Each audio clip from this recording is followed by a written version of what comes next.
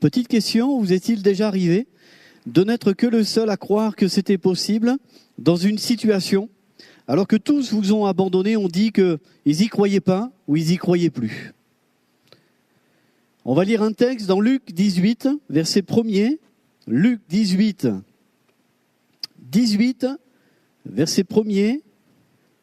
Jésus leur adressa une parabole pour montrer qu'il faut toujours prier et ne point se relâcher. Il dit, il y avait dans une ville un juge qui ne craignait point Dieu et qui n'avait d'égard pour personne. Il y avait aussi dans cette ville une veuve qui venait lui dire, fais-moi justice de ma partie adverse. Pendant longtemps, il refusa, mais ensuite il dit en lui-même, quoique je ne craigne point Dieu et que je n'ai d'égard pour personne, néanmoins, parce que cette veuve m'importune, je lui ferai justice, afin qu'elle ne vienne pas sans cesse me casser la tête. Et il voulait avoir la paix, lui. Verset 6, le Seigneur ajouta, entendez ce que dit le juge inique, et Dieu ne ferait-il pas justice à ses élus qui crient à lui jour et nuit, et tarderait-il à leur égard?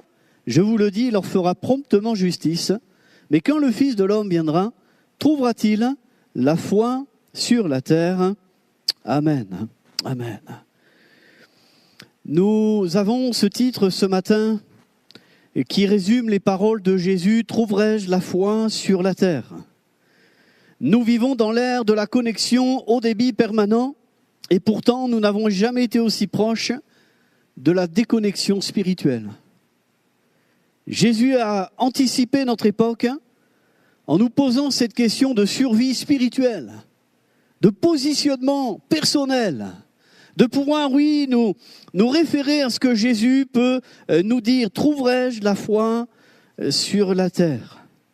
Il ne s'inquiète pas de sa puissance, il a tout pouvoir, mais il s'inquiète de notre endurance, il s'inquiète de notre positionnement. Est-ce que nous croyons? Est-ce que nous persévérons?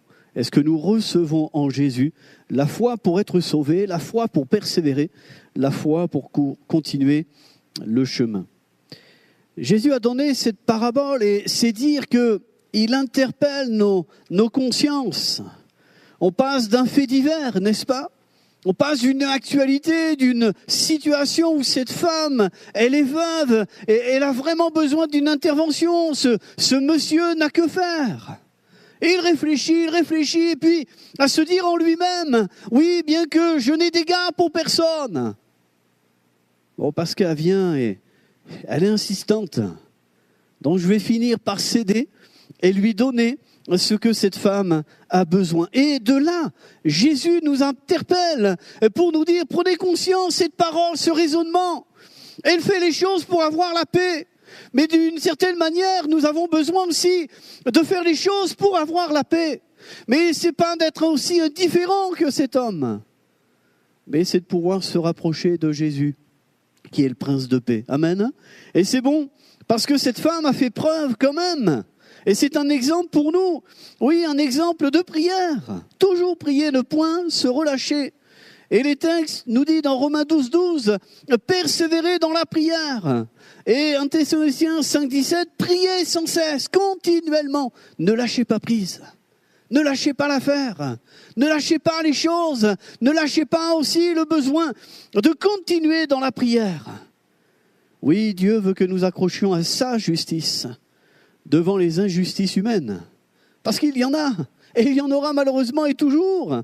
Et c'est bien alarmant et bien attristant. Mais Dieu est le juste juge. S'il répond pour cette fois, garde la foi après cette foi. Nous avons besoin de persévérer dans nos affaires quotidiennes, dans nos besoins, dans nos détresses. Nous avons à voir encore la fidélité de Dieu intervenir, amen, et de voir la bonté de Dieu à notre endroit, de voir qu'il est toujours à la hauteur et toujours capable de faire les choses. Il connaît même la douleur de nos cœurs. Lorsque nous ne sommes pas compris, la peine, la frustration, d'être bousculés dans nos émotions, celles qui nous tiennent et qui parfois nos émotions peuvent aussi nous faire du tort. Dans ce contexte, Jésus parle de la veuve qui persévère dans la prière. Elle n'a que la prière pour pouvoir s'appuyer, pour vivre. la question n'est pas, reviendrai-je ? Mais dans quel état sera notre cœur au moment du retour de Jésus ? Et avec l'actualité qui se déroule sous nos yeux, vous êtes certainement en train de vous demander qu'est-ce que le Seigneur peut faire ? Il y a nos affaires quotidiennes, celles qui nous accaparent et prennent beaucoup de choses et beaucoup d'intérêt à nos yeux. Et puis, se servant de cela, Jésus nous renvoie à dire, il y a tout cela, et le juge a fait justice, enfin, à cette femme, après tout ce temps de persévérance. Mais moi, quand je reviendrai, est-ce que vous serez toujours présent ? Vous vous rendez compte ? C'est interpellant, on se sert d'un fait divers pour rebondir sur un élément incontournable, c'est le prochain retour de Jésus-Christ. Amen. Oui, la foi n'est pas un acquis. Mais la foi, on pourrait dire, c'est comme une flamme qui demande de l'oxygène. Besoin de tenir et de ranimer la flamme, de ranimer, oui, la ferveur, de ranimer encore dans nos cœurs. Je vous le dis, il leur fera promptement justice. Mais quand le Fils de l'homme viendra, trouvera-t-il la foi sur la terre ? Amen. Il y a, tout d'abord, je voudrais dire, il y a les temps de doute. Et pourquoi ? Pourquoi on est toujours emmené, attiré vers le bas ? Pourquoi c'est toujours déconcertant et c'est toujours des éléments, des choses, des faits qui nous attirent et qui marquent nos cœurs, des temps de doute. Et pourquoi ? Si le ton est mis par Jésus, cependant le risque est de nous éteindre avant même qu'il soit arrivé. On a une question fondamentale, on a un besoin, on a une prière à faire entendre à Jésus. Et il dit, il n'y a pas de problème, on pourra. Et il pourrait répondre au moment opportun, comme il le voudra. Mais au fil du temps, et après, et encore après, lorsque lui reviendra, nous trouvera-t-il toujours dans la course ? Et j'aimerais parler ce matin des 4 fléaux qui affectent ta foi. Il existe, on pourrait dire aussi, 4 virus spirituels qui mutent dans nos églises, dans nos cœurs, dans nos foyers. Il y a bien des éléments qui sont donnés dans la parole de Dieu et puis on va lire des textes tout simplement. Il n'y a rien d'extraordinaire à développer, mais se rappeler ces 4 choses qui sont dures dans le texte de 2 Pierre 3, à ceux qui prennent des notes, 2 Pierre 3, chapitre 3, versets 3 à 15, et versets 17 à 18. Dans ce texte-là, il y a un texte clé qui revient, c'est des moqueurs qui disent « Mais où est la promesse de son avènement ? Ça fait 2000 ans qu'on en parle et il est toujours pas là, il est en retard ou quoi ? Qu'est-ce qu'il fait ? Ça fait 2000 ans qu'on attend. Et nous, on a peut-être passé déjà 20 ans, 30 ans peut-être, 50 ans pour les plus fidèles, les plus âgés, peut-être même plus. On a toujours entendu parler du retour de Jésus. Mais Jésus, il n'est pas là encore. Mais il nous alerte et il nous prépare. Et puis, pendant que les moqueurs disent « Mais où est-il ? Quand est-ce qu'il reviendra ? Où est la promesse même de son avènement ?» Nous devons continuer à porter le flambeau des réalités divines de Jésus. Verset 8. « Vous ne devez pas ignorer. Il est patient même pour notre repentance. » Et il ose y croire. Quand on a besoin de demander pardon à Dieu, on a eu une vie sans lui, sans foi, sans Dieu. On a besoin de prendre conscience que c'est un appel solennel. C'est un appel de son amour, de sa personne. Et il dit, verset 12, verset 11, « Conduisez-vous bien et vivez votre piété. » Verset 12, « Attendez et hâtez l'avènement du jour de Dieu. En attendant ces choses, appliquez-vous à être trouvés par lui sans tache et irréprochable dans la paix. Croyez à la patience pour votre salut. » Là, c'est le verset 15. Dans tous ces versets qu'on peut brosser, parcourir, souligner dans ce chapitre de 2 Pierre 3, nous pouvons constater l'indifférence. L'indifférence existe, mais non pas partiellement aujourd'hui, mais elle est de taille. On passe sur un trottoir, on néglige, on est indifférent. Peut-être même il y en a un qui est allongé par terre. On est indifférent parce qu'on n'ose même pas s'arrêter. L'indifférence. Oui, l'indifférence parce que, il y a des moqueurs. Et il y a ceux qui sont pieux, puis il y a ceux qui sont moqueurs. Et il y a une totale indifférence qui s'arrête sur ce que Jésus a dit, et puis qui s'arrête en fait à soulever que des éléments pour se moquer. Ils ont toujours plus que la blague, ils sont lourds, ils sont pénibles. Ils ont toujours cette moquerie à la bouche. Et devant cette indifférence, on y reviendra aussi tout à l'heure, c'est ce premier fléau. Oui, trouverai-je la foi sur la terre? Et un des problèmes dans ce texte-là, c'est l'indifférence. Matthieu 10, versets 16 à 39. Entre autres, il est dit, s'il y a des moqueurs qui disent où est la promesse de son avènement, il y a des hommes dont il faut se méfier. Mettez-vous en garde contre les hommes. Verset 16, soyez donc prudents comme les serpents et simples comme les colombes. Mettez-vous en garde contre les hommes. Verset 17, vous serez menés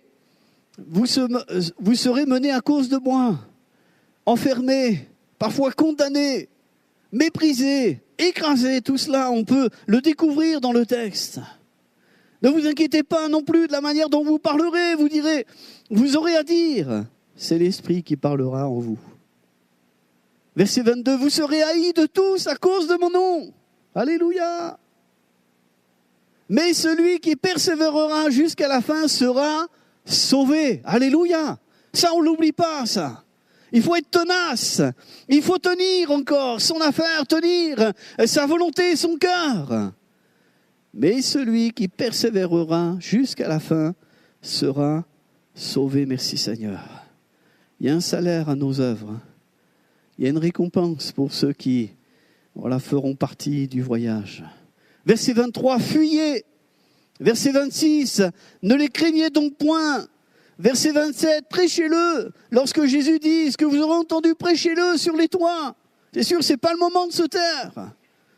Oui, mais il y a la réforme, il y a la laïcité, comment on va faire? Ne craignez pas ceux qui tuent le corps. Oups, verset 28. Ne craignez donc point, vous valez plus que beaucoup de passereaux, verset 31. Ne croyez pas que je sois venu apporter la paix, mais la guerre. Verset 34, c'est Jésus qui l'a dit. Et il dit aussi, portez votre croix. Quand vous regardez ce texte de Matthieu 10, on est aussi dans un autre fléau, dans un autre problème, c'est l'insécurité. Tout est incertain. Vous avez tout qui est incertain. L'insécurité règne. Le soir même, si vous promenez en ville, vous allez voir que c'est pas alarmiste, mais c'est une réalité. Attention à son matricule. L'insécurité, mettez-vous en garde. Regardez autour de vous, regardez ce qui se passe. L'insécurité au niveau du climat, l'insécurité au niveau des valeurs familiales, sociales, ecclésiales, l'insécurité sur la valeur du travail, l'insécurité dans la santé, l'insécurité est ambiante. Elle est ambiante. Mais dans tout cela, voyons que Jésus nous invite aussi à être prudents, comme les serpents et simples, comme les colombes. Merci Seigneur, parce que lui, il n'a pas d'indifférence. Lui ne donne pas l'insécurité, mais au contraire, ceux qui croient en lui sont véritablement appuyés de ses valeurs. Alléluia. Oui, merci Seigneur. Il y a aussi un autre contexte, j'avais sur le cœur, c'est 1 Pierre 4, 7 à 12. Si vous êtes outragés pour le nom de Christ, c'est dur, hein? Ah oui, ça peut arriver. Ce verset, je ne sais plus c'est lequel, mais il dit, verset 7, « La fin de toute chose est proche, soyez donc sages et sobres pour vaquer à la prière. » Verset 7. « Avant tout, ayez les uns pour les autres un ardent amour. » Verset 9, « Exercez l'hospitalité les uns envers les autres sans murmure. » Ne trouvez pas étrange d'être dans la fournaise de l'épreuve. Verset 12. « Réjouissez-vous au contraire de la part que vous avez aux souffrances de Christ, afin que vous soyez aussi dans la joie, l'allégresse, lorsque sa gloire apparaîtra. Verset 13. Alléluia. Un peu dans ce même ton-là, il est question aussi de l'amour du plus grand nombre, qui peut aussi se refroidir. Nous pouvons toucher du doigt, là, c'est l'insensibilité. Les gens sont insensibles à tel point de te faire du mal. Ça leur fait même pas mal qu'ils te fassent mal. Et impunément, et ils agissent comme cela. La fin de toute chose est proche. Alors, soyez sages et sobres pour vaquer à la prière. C'est là que Jésus se rencontre. C'est là que Jésus se retrouve. C'est là où Jésus t'attend. C'est là où nous pouvons être en connexion avant qu'il ne vienne. Nous savons qu'il est là. Mais nous savons aussi que l'amour du plus grand nombre va se refroidir. Les temps d'apostasie, de refroidissement spirituel. Marc 13. Il y a aussi des hommes qui se relâchent. Si le Seigneur n'avait abrégé ces jours, personne ne serait sauvé. Vous avez là une lecture du verset 14 à 37. Alors on ne va pas lire, mais on pourrait dire que tout ne tient qu'à un fil. Oui, tout ne tient qu'à un fil. Instruisez-vous, alors c'est ça qui est important. Instruisez-vous d'une comparaison tirée du figuier. Dès que les branches deviennent tendres et que les feuilles poussent, vous savez que l'été est proche, à la porte, verset 28. Les temps ne sont pas toujours les mêmes entre le retour de Jésus et lorsque le Seigneur reviendra pour son avènement après la grande tribulation. Et les textes peuvent être assez délicats à interpréter, mais tout revient à dire, dans tous les textes, tout revient à dire, soyez sobres, veillez et priez, il vient bientôt. Il vient bientôt. Et nous avons besoin d'être sur nos gardes. Et tous ces textes sont là et nous interpellent parce que la vie continue, c'est vrai, la vie fonce. Mais un jour, le Seigneur reviendra. Merci Seigneur. Alléluia. Oui, merci Seigneur. Alors, vous l'avez compris, il y a l'indifférence qui endort. Il y a l'insécurité qui peut nous paralyser, nous stopper. Il y a l'insensibilité qui peut nous amener aussi à nous endurcir. Et on devient insensible à notre tour. L'instabilité qui nous égare et on est là et on est pris à toutes sortes de choses qui nous emmènent. On est instable, le siècle est instable. Mais c'est Jésus qui stabilise nos vies. L'appui inébranlable, c'est Jésus. Alléluia. Alors il y a les temps de doute. Mais justement, les temps doivent nous porter à la foi. Les temps actuels doivent nous saisir et nous ramener à la foi. C'est justement dans ces temps-là, la controverse, le basculement est possible en Jésus. Oui, la possibilité de croire envers et contre tout, parce que lui vient et il a dit, quand je viendrai, trouverai-je la foi sur la terre? Donc ça veut dire qu'il veut bien nous trouver. Il est là pour nous trouver. Il attend de nous voir. Il attend de nous trouver. Il attend de nous retrouver. Donc ces temps est plus que jamais. Lorsque Jésus nous interpelle, c'est justement pour nous inciter à être prêts, frères et sœurs. Nous inciter à croire. Oui, mais tu sais, c'est compliqué. Tu sais, il y a rien qui est fait pour nous porter. Ben oui, ben justement. Mais Jésus nous l'a dit. Lorsque lui reviendra, est-ce que nous aurons la foi? Les 4 textes doivent nous inciter à nous ressaisir, nous stimuler, nous relever et relever la tête et mettre notre foi non plus dans les temps, les circonstances, les hommes, mais en Jésus seul. Les 4 fléaux à vaincre, ils sont encore à vaincre et encore ce matin. C'est encore ces réalités pour nous ce matin et jusqu'au jour où Jésus reviendra. Il n'y a que les héros de la foi qui vont réussir. Rappelez-vous, Hébreux 11, 1. Or, la foi, c'est une ferme assurance des choses qu'on espère, une démonstration de celles qu'on ne voit pas. Pour l'avoir possédée, les anciens ont obtenu un témoignage favorable. Et ça, on pourrait le retrouver dans verset 5 et verset 39. Les héros de la foi qui vont réussir, gardez la foi. Mais les héros de la foi, ils ne seront pas là quand Jésus va revenir. Mais non, eux, ils sont déjà passés. Ils ont déjà réussi, ils ont déjà gagné. Mais nous avons à être ces héros de la foi, alléluia. D'être ces héros de la foi pour le jour de Christ. Eux, ils ne seront plus là, mais toi, tu seras là. Et ce qu'il nous dit, c'est lorsque lui reviendra, trouvera-t-il la foi sur la terre. Oui, nous avons besoin de rassembler les forces que Jésus donne. Nous avons besoin de croire et de saisir par le moyen de la foi. Tout n'est pas gagné encore. La ligne d'arrivée n'est pas encore franchie. Il est temps encore de dire, oui Seigneur, nous nous confions, nous nous remettons, nous abandonnons dans tes mains. Ayez la foi pour être sauvé. Crois au Seigneur Jésus, tu seras sauvé. Es-tu sauvé? As-tu rencontré personnellement Jésus? As-tu la foi pour être libéré, transformé, pardonné de tes péchés, et de pouvoir faire table rase d'une vie nouvelle? Jésus libère. Jésus sauve parfaitement. Merci Seigneur. Il est celui qui a tout pouvoir. Oui, la foi pour me sanctifier. Oui, parce que celui qui se sanctifie encore, se sanctifie encore. Et c'est lorsque Jésus vient pour libérer que nous pouvons encore réaliser tout le gain et le bénéfice de son amour à notre endroit. Merci Seigneur. Alléluia. Oui, c'est vrai, nous tenir parfois même dans la maladie, dans l'épreuve, dans l'injustice, telle cette femme. C'est le moment de tenir fidèlement. Amen. Oui, nous avons besoin que notre foi soit cette foi d'un héros spirituel. Et comment entretenir cette foi, comment activer, comment muscler, on pourrait dire, notre foi, ça passe aussi par la prière quotidienne.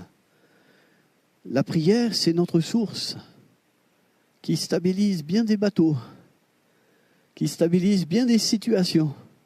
Merci Seigneur pour le moyen de la prière. Priez sans cesse pour maintenir une communion constante avec Dieu. Le moyen de la prière, si tu pries, c'est que tu crois. Et si tu crois, Dieu est glorifié. Mon juste vivra par la foi, mais s'il se retire, mon âme ne prend pas plaisir en lui. Nous avons besoin de croire, et c'est ce que la parole de Jésus nous donne, qui nous incite à vivre cette foi. La foi vient de ce qu'on entend, et ce qu'on entend vient de la parole de Christ. Il nous connecte à la vie, il nous connecte à cette foi, il nous met en relation avec lui-même, et sa parole rejaillit dans nos cœurs pour dire, oui, je crois en toi, Seigneur, je te prie de me pardonner, je te prie de faire toutes choses nouvelles, me permettre de vivre dans cette vie avec toi, grâce à toi, Seigneur. Il est temps de se stabiliser.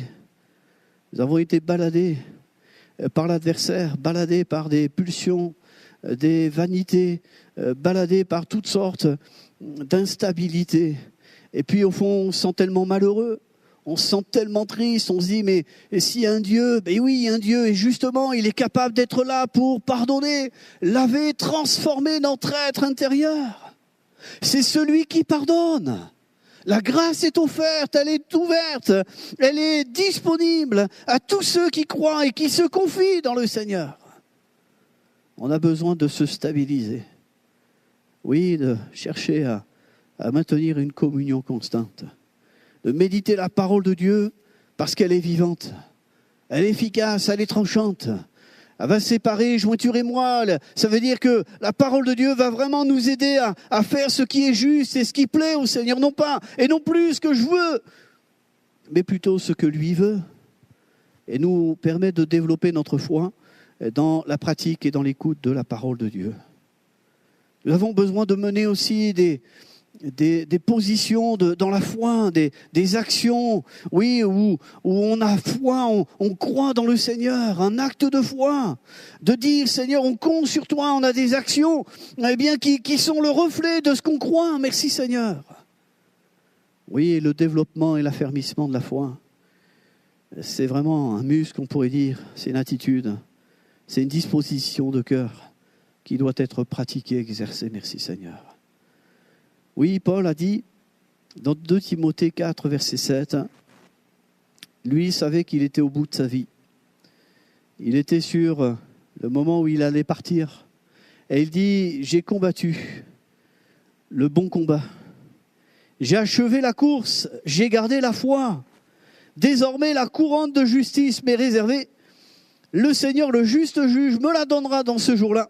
Et non seulement à moi, mais encore, écoutez bien ceci, mais encore à tous ceux qui auront aimé son avènement.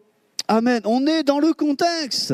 On est dans cette réalité-là. Lorsque le Fils de l'homme viendra, trouvera-t-il la foi? Ceux qui auront aimé. Voilà, ceux qui font ce refuge, cet appui de ce que Jésus nous dit aussi dans sa parole. Nous prions aussi pour ceux qui abandonnent la foi, qui abandonnent Christ.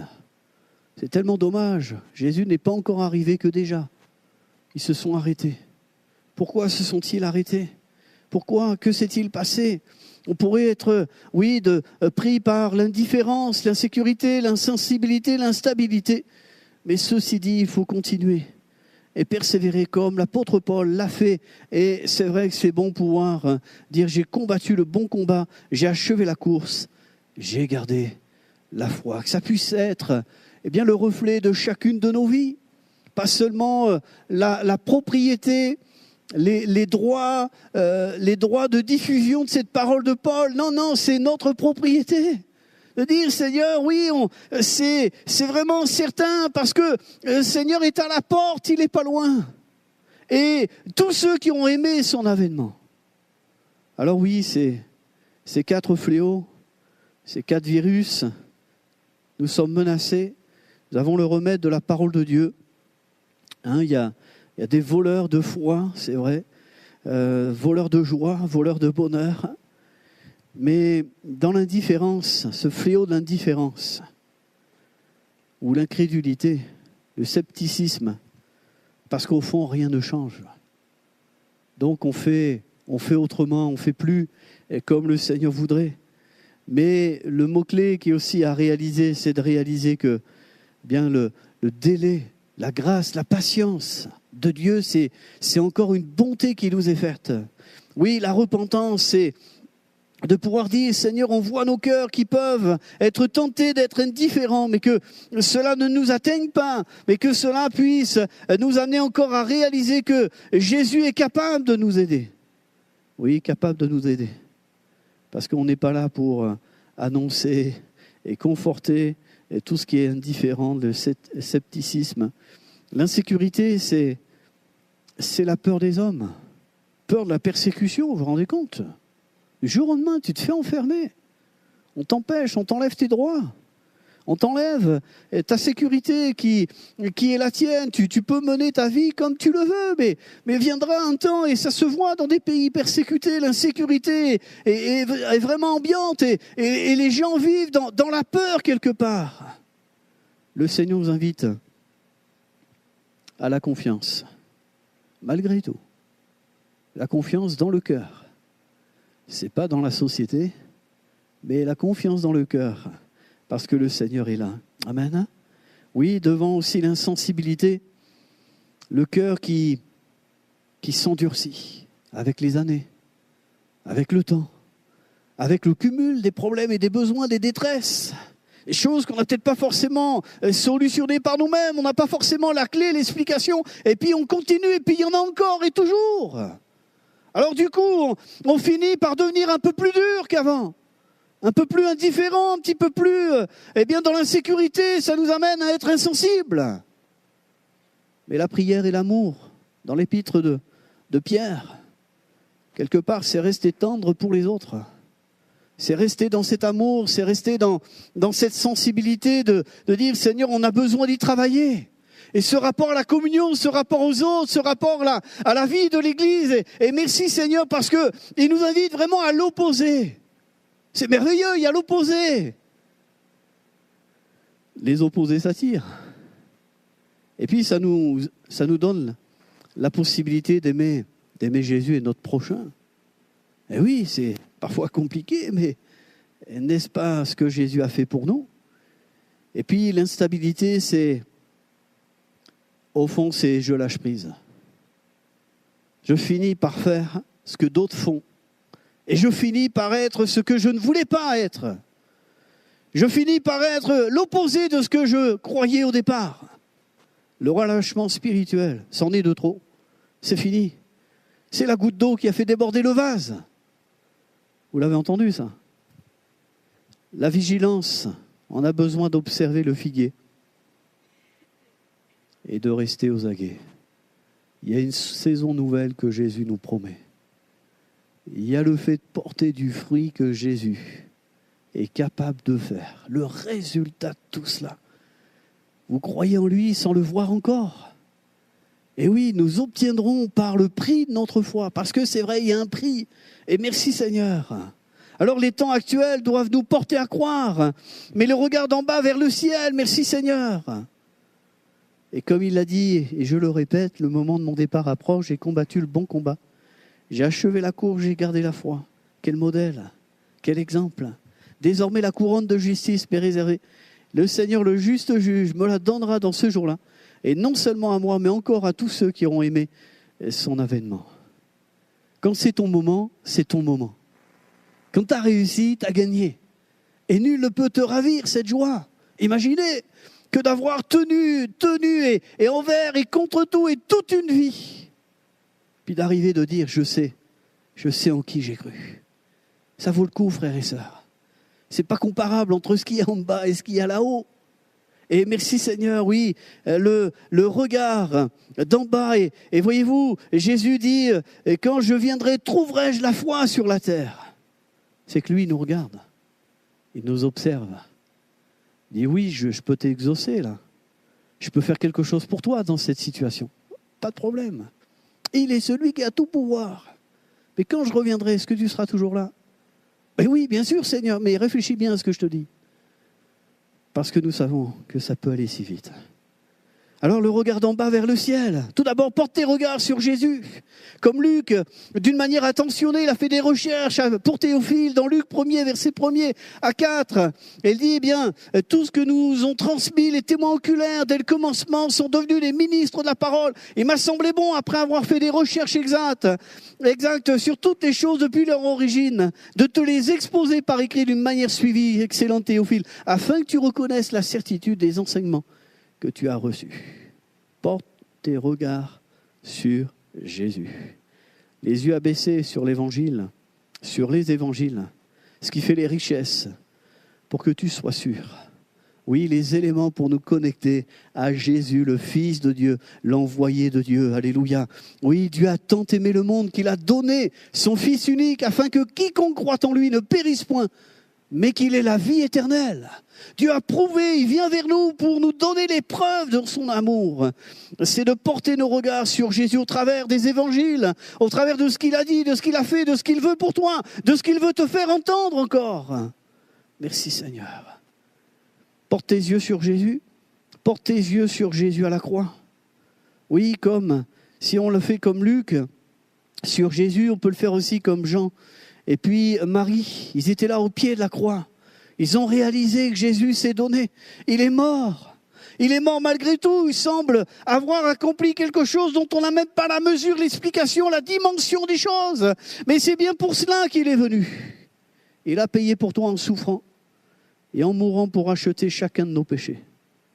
Et pour pouvoir, oui, payer pour l'indifférence, payer pour l'insécurité, pour, oui, l'instabilité. Merci Seigneur, quelle grâce de savoir que Jésus est là encore au jour d'aujourd'hui. Alléluia. Oui, merci Seigneur. Ils tourneront les regards vers celui qu'ils ont percé, Jean 19, 37. Porte tes regards sur Jésus, comme dans les évangiles. Porte tes regards sur Jésus à la croix, parce que c'est là qu'il pardonne. C'est là qu'il donne la vie nouvelle. C'est là qu'il réamorce et renouvelle nos vies, pour nous permettre d'être prêts lorsque lui viendra.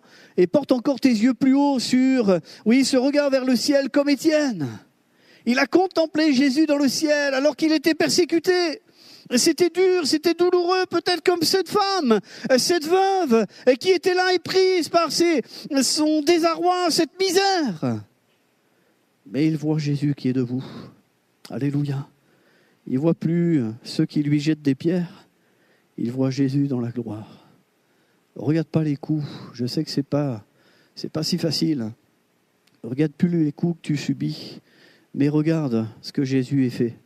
Ah, Jésus, habituellement est assis ici, là, il se lève pour accueillir son témoin. C'est le niveau le plus haut de foi.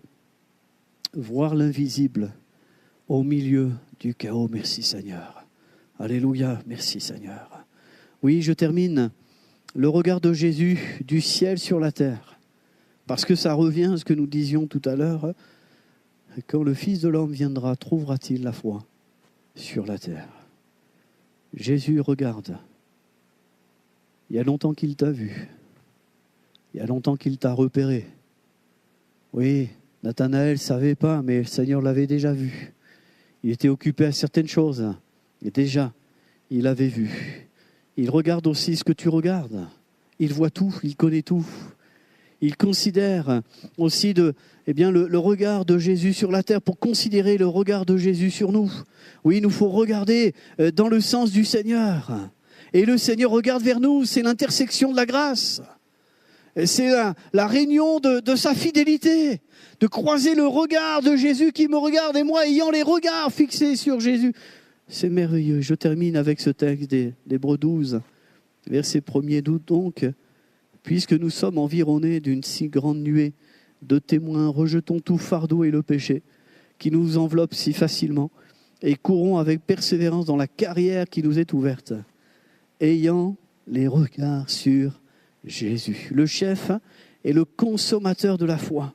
En vue de la joie qui était réservée, il a souffert la croix, méprisé l'ignominie et s'est assis à la droite du trône de Dieu. Considérez en effet celui qui a porté contre sa personne une telle opposition de la part des pécheurs, afin que vous ne vous lassiez point l'âme découragée. Alléluia. Oui, c'est considérer. Ça veut dire aussi réfléchissez, pesez la valeur de celui qui nous dit ces choses. Alors quand le Fils de l'homme viendra, trouvera-t-il la foi sur la terre? Et nous répondons, oui Seigneur, viens, nous t'attendons. Amen. Seigneur, merci pour ta parole, ta vérité. Oui, ce que tu es capable de développer, nous montrer, Seigneur, dévoiler pour chacune de nos vies. Nous te bénissons ce matin. Oui, Seigneur, il y a bien des faits divers, il y a bien des situations, il y a bien des besoins, des détresses. Mais au milieu de tout cela, tu viens et tu nous interpelles. Seigneur, trouve réponse dans nos cœurs. Trouve réponse de dire oui, Seigneur, nous t'attendons, nous comptons sur toi, nous regardons encore à toi. Merci, merci Seigneur d'être là au milieu de nous. Nous prions que ta parole anime nos pensées, nos cœurs, nos dispositions. Et Seigneur, dans le brouhaha de ce siècle, dans les événements que nous connaissons, nous te prions de nous donner d'avoir les yeux bien plus hauts. Oui, au-delà, Seigneur, du temps présent, au-delà des situations desquelles on ne pourra rien résoudre. Mais Seigneur, de porter nos yeux, nos regards vers toi. Seigneur, merci de faire du bien, de faire grâce. Nous enseigner encore tes voies, que ton esprit nous interpelle et nous conduise encore à ce qui est vraiment le plus important pour nous au jour d'aujourd'hui. Merci Seigneur, dans le nom de Jésus. Amen.